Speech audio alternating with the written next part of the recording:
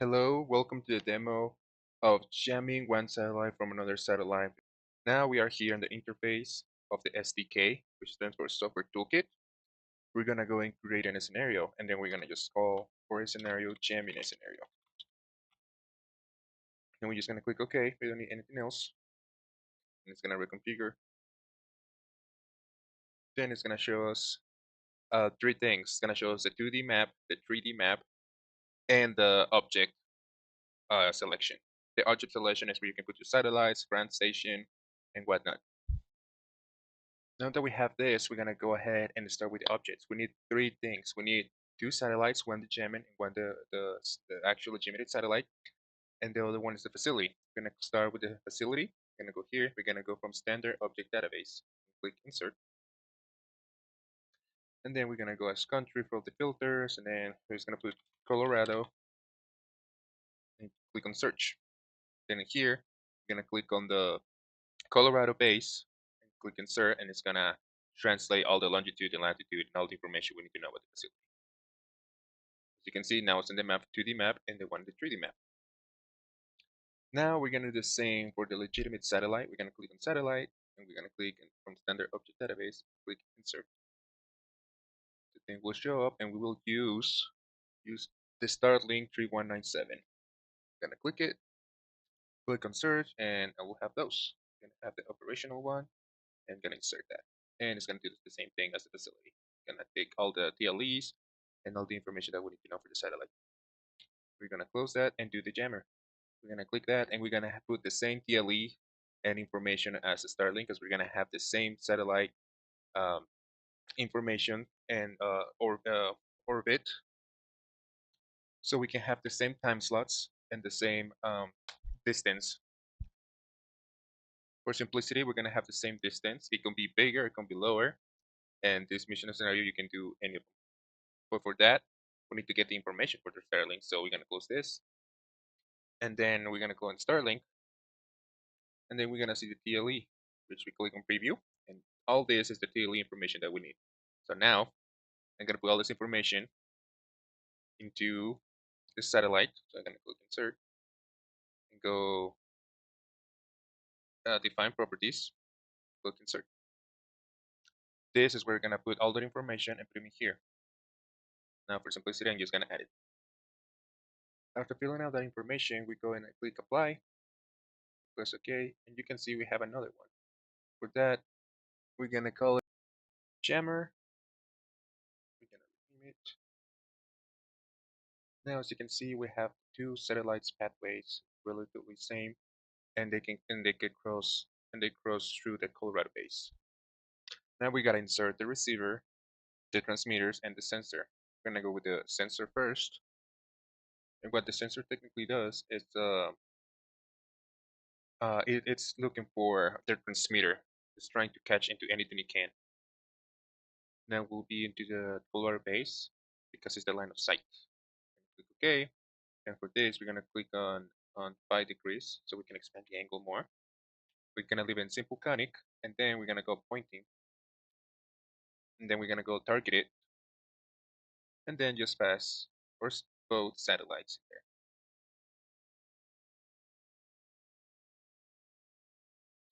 Click apply, and then OK. Now we're gonna go with the transmitters. We're gonna put them into one to Starlink and one into the jammer. With this, we can go to the transmitter and just put the frequency that we want to be and the power that we want to push. For now, we're gonna leave it like this at the frequency of 14.5, and the C-band it will be 8, but for sake of time, we're gonna leave it like this with the same power for both of them, and we're gonna rename them to downlink and jamming downlink. Now that we did that, we can go and add the receiver to our sensor, so we can latch onto the satellite. Go here, and we just put it into the sensor. And now, as you can see, we have a receiver. See as when I put the receiver, we can see that um, our base is latching onto a satellite. Right now, it's latching onto the jammer because it's looking for something to catch on. It means the jammer took over.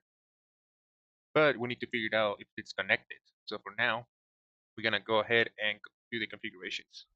We're gonna close this, then go here, to the base and click on access. As you can see, we have the access for the base in Colorado. So we're trying to get, just make sure you just click on the receiver and not the base. Close this again, and then go over here and then go to access for the receiver. And then we go here to the Starlink satellite and go to the downlink. Then we can just click access. How do we know that we're connected? Because now we know all the access times that it will give us while in orbit every time the satellite orbit the Earth. And also we can make sure by the link budget that we have all the frequency that's been received. As you can see, we have received the frequencies, the power, and all this stuff for every axis there is.